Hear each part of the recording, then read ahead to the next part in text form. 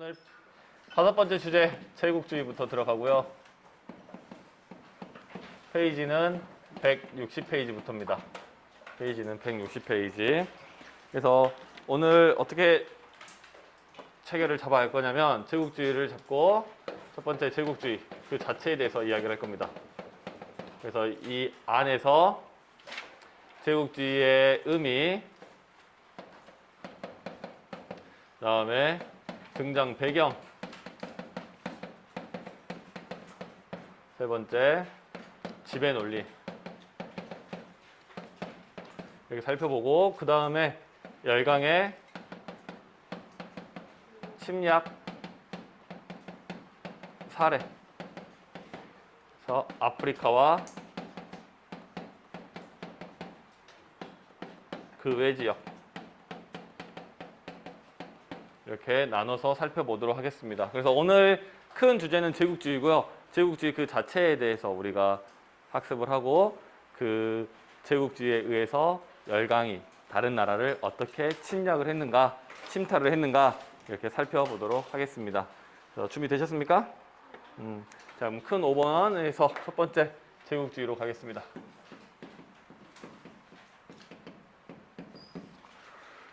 첫 번째 보시면 제국주의의 의미. 제국주의. 우리 저번 시간에 사회주의 배웠을 때 주의 앞에 있는 단어를 어떻게 한다? 중요시 여긴다. 최고의 가치를 여긴다. 그거를 이루도록 노력을 한다. 라고 생각하시면 된다라고 했었죠. 그래서 제국이 되고자 한다. 더 넓은 땅을 갖고 싶다. 더 넓은 영토를 지배하고자 한다. 라는 내용으로 이해하셔도 무방할 것 같습니다. 이해되신가요? 그래서 이 의미 또는 정의를 뭐렇게 보냐? 식민지 확보를 위한 팽창 정책. 식민지를 얻기 위한, 확보하기 위한 팽창 정책을 우리는 제국주의라고 이야기합니다. 즉, 더 많은 식민지를 얻고자 전쟁을 벌이고 갈등을 빚고 이런 것들을 우리는 이제 제국주의와 관련된 내용으로 봅니다. 즉, 더 많은 식민지를 얻기 위해서 팽창하고자 하는 정책을 우리는 제국주의다라고 정리하시면 되겠습니다. 그럼 이게 왜 등장하게 되었을까?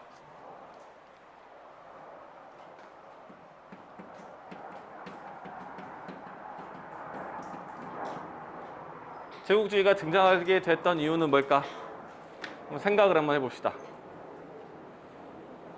우리 사회주의가 등장하게 된 이유가 뭐였지? 산업혁명의 모순적인 결과를 봤기 때문이죠. 그래서 이런 자본주의의 모순을 해결하고자 사회주의가 등장을 했고, 제국주의도 이 자본주의를 계속 유지하고자 나타난 거라고 보시면 됩니다. 즉, 산업혁명이 사회주의도 만들어지게 됐고 제국주의도 만들어지게 됐다라고 생각하시면 돼요. 그러면 산업혁명이 뭘 어쨌길래 이 제국주의를 만들어지게 했느냐 하면, 우리 생산과 소비의 조화 기억나시죠? 생산이 있고 소비가 되면 더 많은 생산을 하고 또 소비가 더 되면 더 많은 생산을 한다.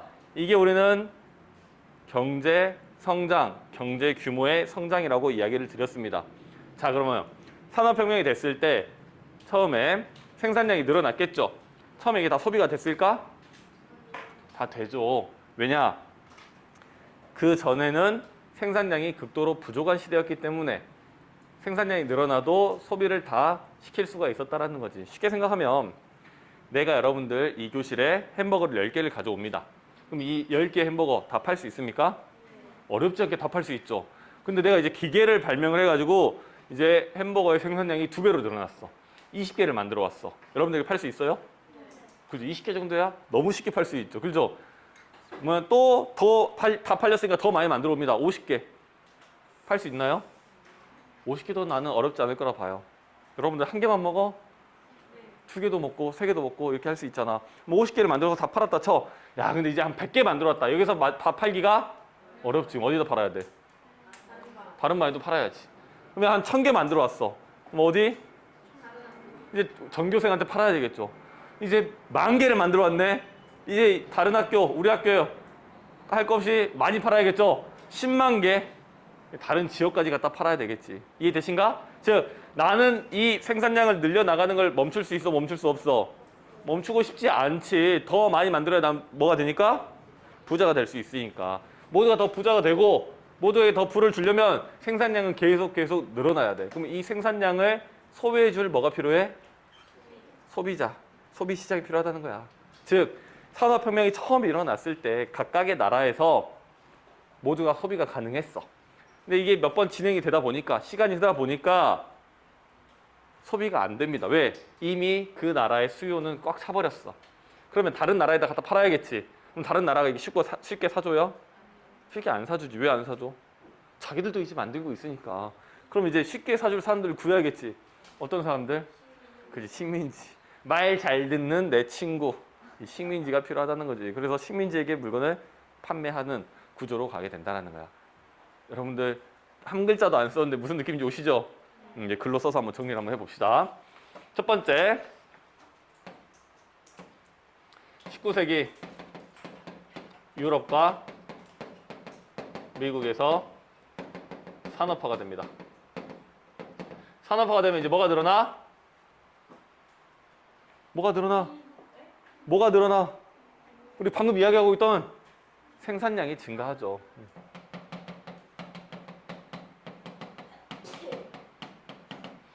생산량이 증가하면 뭐가 필요해? 소비자, 소비 시장이 필요하죠. 즉 소비를 해줄 사람이 필요하다. 세 번째,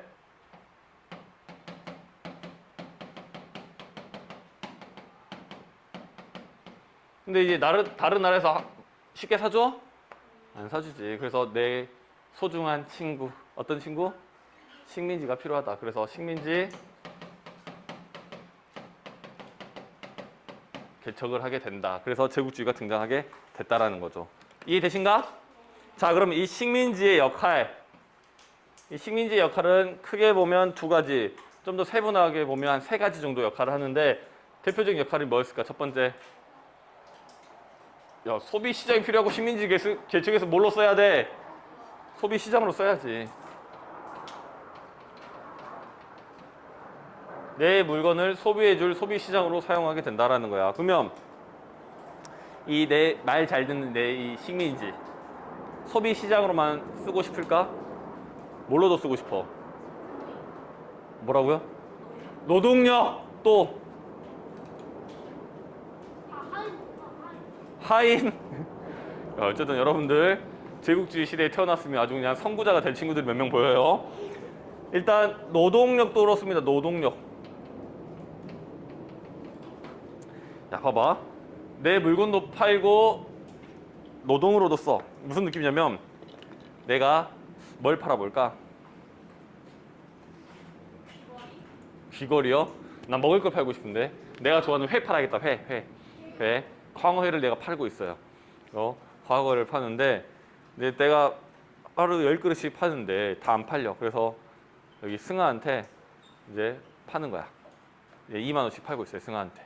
근데 내가 이제 하다 보니까 승아도 왠지 회를 잘 뜰 수 있을 것 같아. 승아를 좀 불러.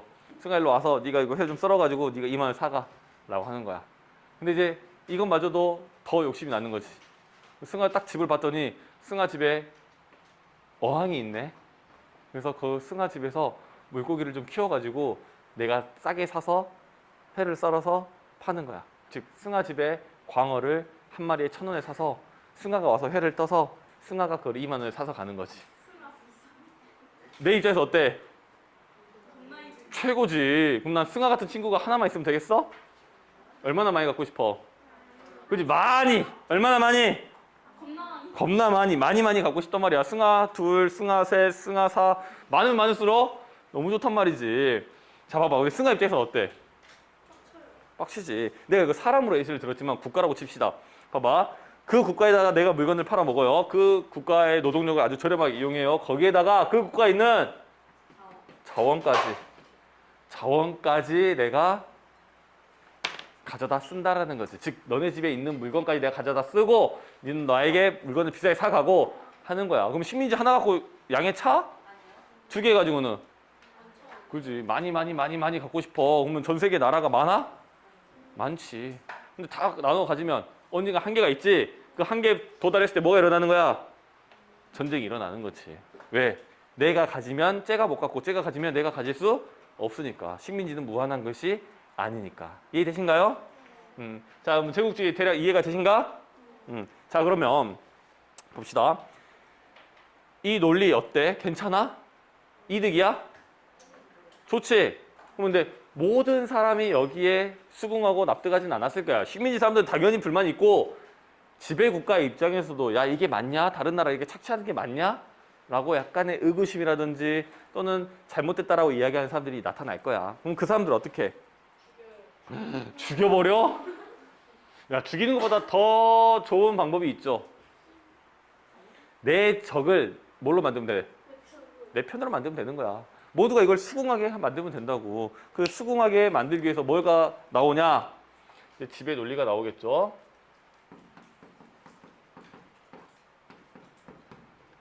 다른 분 갔더니 가스라이팅 한다 그러더라고. 가스라이팅. 어쨌든 지배 논리가 나옵니다. 그 중에 첫 번째 지배 논리가 뭐냐면 사회 진화론이라는 겁니다. 스펜서라는 사람이 이야기를 했어요. 이 사회 진화론은 다윈의 진화론을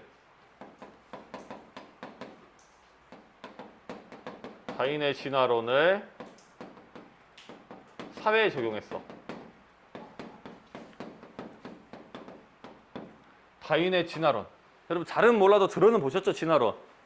진화론이라는 거는 이제 창조론과 이제 반대가 되는 거죠. 창조론이라는 거는 그렇게 완전히 온전한 상태로 만들어졌다라고 하는 거고, 진화론이라는 거는 그렇지 않다. 사람 뭔가가 변해 와서 조금씩 진화해 왔다. 한계에 맞춰 적응해서 변해 왔다라고 하는 거죠. 그 중에 이제 대표적인 이야기들이 다윈의 진화론을 이야기하면서 이야기되는 것들이 적자 생존과 그다음에 약육강식을 이야기하죠. 적자 생존과 약육강식. 적자 생존이 뭐야? 적은 자원으로 생존하는 거요? 엄청나군요. 들어본 이야기 중에서 처음 들어봅니다. 적자 생존. 적은 자만이 살아남는다. 이거는 많이 들어봤죠? 근데 적은 자원으로 생존한다? 처음 들어봅니다. 그런 뜻이 아니고요. 적자라는 건 뭐냐? 적응하는 자, 존재만이 생존할 수 있다라는 거야. 변화되는 환경에서 적응한 개체만이 살아남고 그렇지 못한 개체는 어떻게 되는 거야? 도태된다. 그래서 자연의 환경에 적응하는 자만이 살아남고 적응해서 계속 유지가 될 수 있다는 겁니다. 이게 적자 생존이고요. 약육강식은 약한 자는 먹히고요. 강한 자는 먹는다. 즉 자연 환경에서 약한 존재는 먹히게 되고 강한 존재는 먹는 존재가 된다는 거야. 이걸 이제 다시 사회에 적용을 하는 거야. 변화하는 사회, 즉 산업화가 되는 사회에서 적응하지 못한 존재, 즉 식민지 국가들은 도태되는 거고 선진국들, 지금 잘 가고 있는 지배 국가들은 지배를 하는 겁니다. 그리고 강한 나라들, 적응해서 살아남은 강한 존재들은 약한 존재들, 적응하지 못한 국가들을 잡아먹습니다. 실제로 잡아먹는 게 아니라 지배할 수 있다라고 이야기를 하는 거지. 이해되신가? 납득이 돼요? 납득이 되시면 여러분들은 제국주의에 빠져들고 계시는 거예요, 여러분들. 즉 자연 환경의 것을 사회에 적용해서 지배 국가가 식민지의 국가를 지배하는 게 정당화 시켰다라는 거야. 근데 이것만으로 조금 100% 되진 않죠. 약간 미묘해. 어떻게 그래도 사람이 같은 사람인데 조금 어떻게 그럴 수 있지? 라는 생각이 들 수도 있단 말이야. 그래서 두 번째, 인종주의를 가지고 옵니다. 인종주의. 인종주의는 뭐냐? 인종 간의 우열이 존재한다라고 보는 거야. 인종 간의 우열은 뭐냐? 특정한 인종은 우월하고요. 특정한 인종은 열등하다고 보는 거야. 그럼 가장 우월하다고 본 인종은 어디야? 백인. 가장 열등하다고 본 또는 열등하다고 본 인종은 누구야? 그지? 다른 반 수업에 다 흑인이라고 하더라. 우리는 뭐야 그러면? 우리 열등하지 않아? 우린 그래도 조금 뭐 중간 색깔이니까 중간층은 가요? 뭐야? 여기서 열등한 존재는 유색 인종이야. 우리도 껴. 우리 빼지 마. 알았지? 백인들의 중심에 봤을 때 유색 인종, 색깔이 있는 인종은 열등한 존재라고 본 거야. 우리도 아시아인, 우리도 황인 열등한 존재로 봤다고. 이해되신가?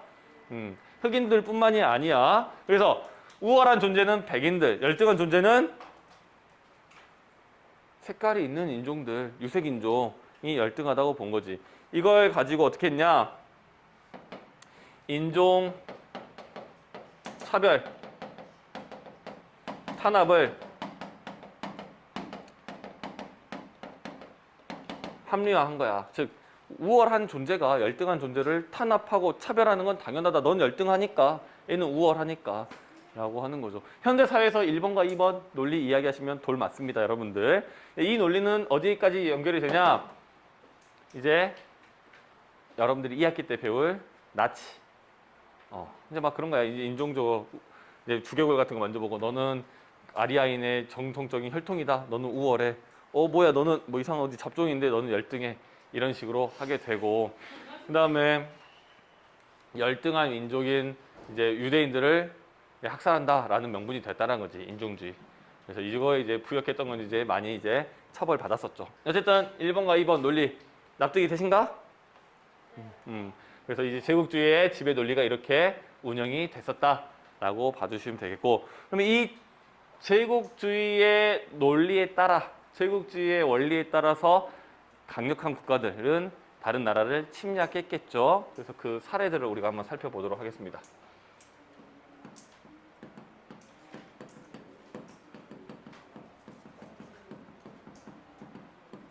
열강의 침략 사례 첫 번째 아프리카부터 보겠습니다. 아프리카.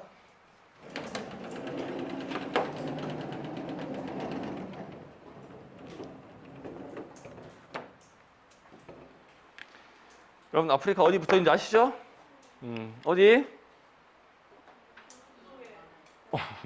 이렇게 답변이 안 나온 반은 처음입니다, 여러분들. 여기가 아프리카죠, 여기가 아프리카. 그래서 이 아프리카를 침략을 했는데, 이 아프리카를 침략한 국가들은 주로 어디였을까? 미국 나오시면 안 돼요.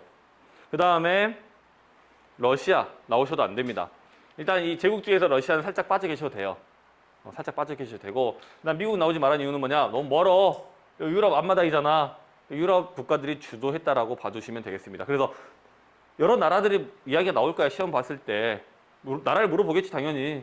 그러니까 저기서는 절대로 러시아 찾으셔도 안 되고 미국 찾으셔도 안 됩니다. 알겠죠? 자, 그럼 첫 번째 대표적인 나라가 어디? 영국. 이 당시 영국은 세계 최강대국입니다. 최강대국. 그래서 나라를 물어본다. 뭔지 모르겠다. 일단 그냥 영국 찍으시면 한 정답률 한 50% 정도는 됩니다.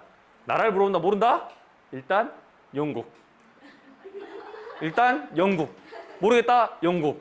하시면 됩니다. 정답률 몇 프로 정도? 50% 정도는 된다라는 겁니다. 일단 아프리카에서 영국은 종단 정책이라는 걸 펴니다. 종단 정책. 종단 정책. 우리 횡단과 종단 가르쳐 드렸죠? 잊어버리셨군요. 우리 차도를 가로지르는 걸 뭐라 불러? 횡단보도라 부르죠. 즉 이렇게 있는 걸 가로로 자르는 거 우리는 횡단이라 불러요. 횡은 가로, 단은 자르다. 그럼 종은 세로, 단은 자르다. 그러면 아프리카 어떻게 잘라먹겠다? 세로로 잘라먹겠다. 아프리카를 세로로 잘라먹겠다는 게 종단 정책입니다. 그래서 3C 정책도 펴니다. 3C 정책. 그래서 이 3C에서 어떤 국가들이냐면 카이로, 도시들 케이프타운, 콜카타. 이렇게 C가 3개로 시작하는 친구들이야. 카이로, 케이프타운, 콜카타. 자, 위치를 한번 찍어 드릴게요. 이집트의 카이로, 남아공의 케이프타운 연결하면 아프리카를 종으로 잘라 먹죠. 거기에 내가 가지고 있는 인도의 콜카타까지 연결하면 이렇게 이 세 꼬칙점을 기준으로 내가 이쪽 식민 지배를 하겠다라고 하는 거야. 그러니까 쥐도 펴놓고 내 이쪽은 내가 이렇게 지배하겠다. 엄청나죠? 자, 그러면 영국이 이렇게 먹는 동안 영국의 라이벌 누구? 프랑스가 나타나죠. 프랑스.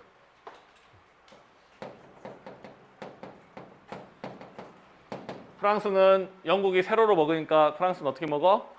가로로 먹습니다. 가로로 잘라 정책을 펴요. 그래서 횡, 단 정책을 펴니다. 횡단 정책. 어디서부터 어디까지냐? 알제리에서 마다가스카르까지 이제 횡단 정책을 펼치게 되죠. 알제리가 어디서부터냐? 알제리부터 마다가스카르 이렇게 연결하게 된다라는 거지. 자, 봅시다. 가로와 세로줄 X축과 Y축이 쭉 연결되다 보면 어딘가 한 점에서 만나게 되겠죠. 횡단 정책과 종단 정책과 어디 한 점에서 만나죠. 그래서 저기에서 충돌하게 됩니다. 한 점에서 만나게 되죠. 근데 센 놈과 센 놈이 만나면 충돌이 크지. 그러니까 이제 둘이 쉬쉬워워 하면서 약간의 해프닝 정도로 끝난 사건이 타쇼다 사건이라고 알아두시면 되겠습니다. 요거의 의미는 횡단 정책과 종단 정책이 만나는 그런 지점이었다 생각하시면 될 것 같아요. 오케이? 그래서 파쇼다 사건이라는 게 있었다라는 거 알아두시면 되고요. 그다음 아프리카는 아니지만 이 당시 물론 여기급은 안 되지만 그래도 영국, 프랑스 나왔으면 또 같이 나와줘야 되는 나라가 하나 있지. 어디? 어디요? 스페인 살짝 빠져 계시고요. 그렇죠. 독일. 독일이 물론 아프리카는 아니지만 같이 껴드릴게요. 독일은 이제 3B 정책을 펴니다. 3B 정책. 그래서 베를린, 비잔티움, 바그다드. 이렇게 3B 정책을 펼쳐요. 그래서 이 독일의 베를린, 여기 터키의 비잔티움, 이라크의 바그다드 해가지고 이렇게 3B 정책을 펼칩니다. 어쨌든 이 독일도 외부 확장 정책을 펼쳤다 정도로만 알아주시면 돼요. 근데 이 독일은 이 외부 확장 정책, 식민지 정책을 좀 늦게 시작을 하거든요. 그 이유는 뭐냐면 독일이 통일을 합니다. 그때 통일에서 주도적 역할을 했던 사람이 비스마르크라는 인물인데 이 비스마르크는 철혈 정책을 이야기해요. 철혈 정책이란 뭐냐? 오직 철과 혈. 철이란 거는 군사력, 혈이란 거는 그에 따른 희생. 즉 강력한 군사력과 그에 따른 희생만으로 우리는 통일을 하고 민족 국가를 이룰 수 있다라고 이야기를 한 거야. 그래서 이 통일을 이루고 황제에게 이야기합니다. 황제 씨여, 우린 대륙에 있고 이 대륙 밖으로 나가지 말고 우리 내실을 다지고 국가의 힘을 길러야 됩니다. 속된 말로 하면 우리는 여기서 뭐 해야 된다? 존버해야 된다. 괜히 나대다가 영국, 프랑스에게 견제를 받으니 내실 있게 힘을 기르셔야 됩니다. 라고 황제에게 이야기를 해요. 황제가 들어줍니까? 들어줍니다. 들어줘요. 그래서 이제 내실 있게 힘을 기르는데 이 황제가 물러나고 그 아들이 올라옵니다. 그 아들에게도 똑같이 얘기를 해요. 황제씨 뭐 해야 된다? 존버해야 된다. 내실 있게 힘을 길러야 됩니다. 라고 하는데 이 젊은 황제는 이 말을 들어주지 않고 비스마르크를 해고해버리죠. 죽이지 않았어요. 놀라지 마세요. 해고를 하고 외부 확장 정책을 펼치게 되는 거야. 그 결과 이제 이런 내용들이 나오게 되죠. 이것뿐만 아니라 이제 중국 이런 데서 하죠. 근데 영국과 프랑스처럼 외부 식민지 정책에서 재미를 못 봐요. 중국 같은 경우는 가가지고 엄청난 손해를 봅니다. 왜냐? 식민지 지배하는 건 공짜가 아니야. 반란 일으키지 말라고 뭣도 넣어야 돼? 군대도 넣어야 되지. 치안 유지하려고 경찰도 넣어야 되지. 그 다음에 건물도 지어야 되고 이걸 운영하기 위한 행정 서비스도 제공을 해야 돼.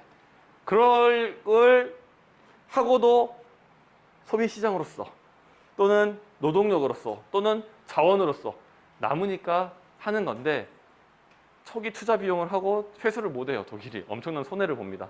그래서 이제 그런 내용들이 있다는 거 알아두시고 그래서 일단 3B 정책 간단하게 봐주시면 좋겠습니다. 두 번째 그 외 지역. 그 외 지역이라 쓰지만 대표적으로 어디야?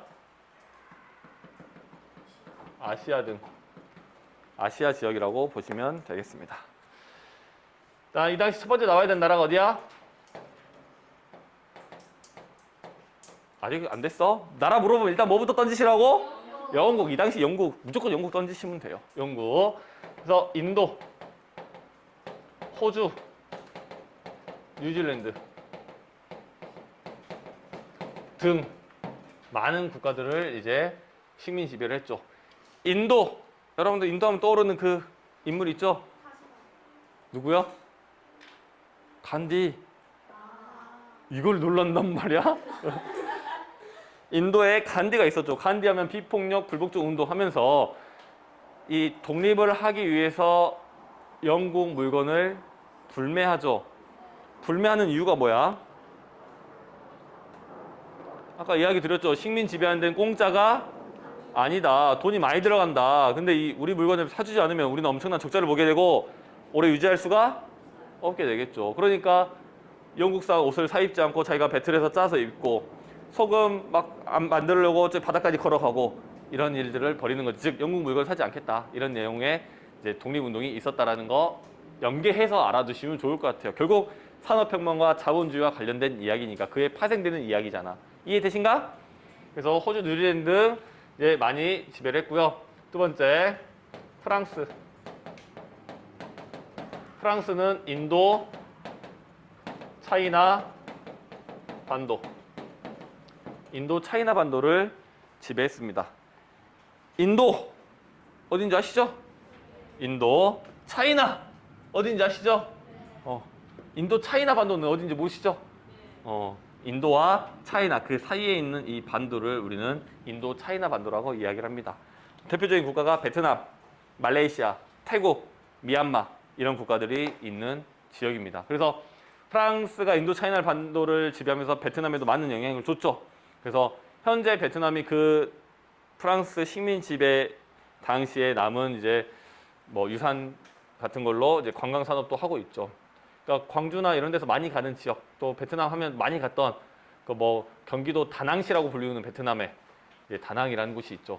다낭 많이 가보셨을 텐데 다낭 가시면 이제 뭐 관광 자원으로 이용하는 게 뭐 핑크 성당, 그것도 프랑스 잔재. 그 다음에 바나힐이라고 해서 언덕 위 아주 높은 산 위에다가 유럽식으로 집을 짓고 살았어요. 근데 그거를 허물지 않고 관광 자원으로 이용하고 있는데 이제 베트남이 더우니까 프랑스 사람들이 높은 데다가 시원하게 살려고 집을 만든 거야. 그거를 이제 현대 관광 자원으로 이용하고 있다. 어쨌든 그것들을 통해 프랑스가 베트남을 식민 지배했다라는 걸 흔적이 지금 남아 있다라는 거 봐주시면 될 것 같고요. 세 번째, 네덜란드.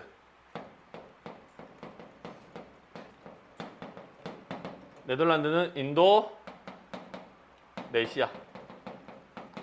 인도네시아는 여기 인도 차이나 반도 밑에 있는 요 섬 국가고요. 여기에서 많이 나오는 거는 고무, 나무 이런 것들이 많이 나옵니다. 그래서 인도네시아에서 네덜란드가 그런 것들을 많이 이제 가져갔고요. 네 번째, 이제 유럽 국가들 쭉 봤으니까 유럽 마저 보면 독일. 독일은 이제 중국 일부, 좌우저우만,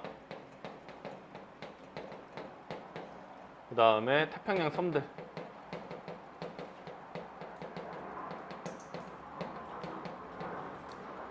중국 일부라고 하니까 엄청 많아 보이는데 정말 극히 일부입니다.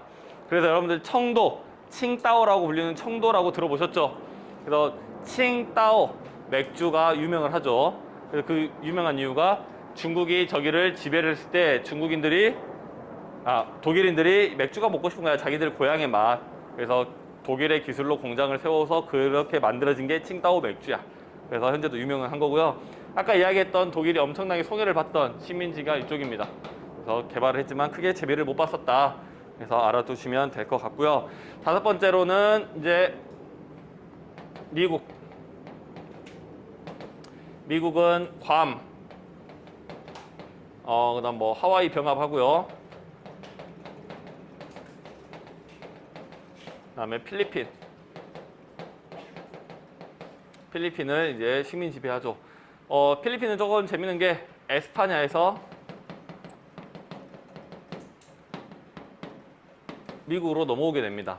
그래서 식민 지배를 당하다 보면 크게 식민지 국가가 영향을 받는 게 두 개가 있거든요. 첫 번째로는 종교, 두 번째로는 언어의 영향을 많이 받습니다. 그래서 이 에스파냐는 종교가 가톨릭, 미국은 기독교, 개신교. 그다음에 에스파냐의 언어는 에스파냐어, 미국의 언어는 영어인데 이 필리핀은 하나씩 크로스해가지고 영향을 받았어. 에스파냐의 종교의 영향을 받아서 가톨릭을 많이 믿고요. 미국의 언어의 영향을 받아서 필리핀은 영어를 사용을 하죠. 이 정도 조금 알아두시면 좋을 것 같고, 우리나라도 만약에 식민지배 오래됐다고 하면 뭘 쓰고 있겠어 지금? 일본을 쓰고 있을 수도 있다라는 거지. 아무튼 알아두시고, 여섯 번째 일본 갑니다. 일본은 이제 조선, 한국, 현대 한국, 그 다음에 타이완, 만주 일대 를 지배했었다. 즉 영국, 프랑스 이 친구들이 하는 걸 그대로 배워가지고 어디다 갔어? 일본이 아시아 국가들에게 사용을 했던 거죠. 제국주의 확장으로서. 그래서 이렇게 조금 알아두시면 좋을 것 같습니다. 혹시 질문 없으면 수업 끝.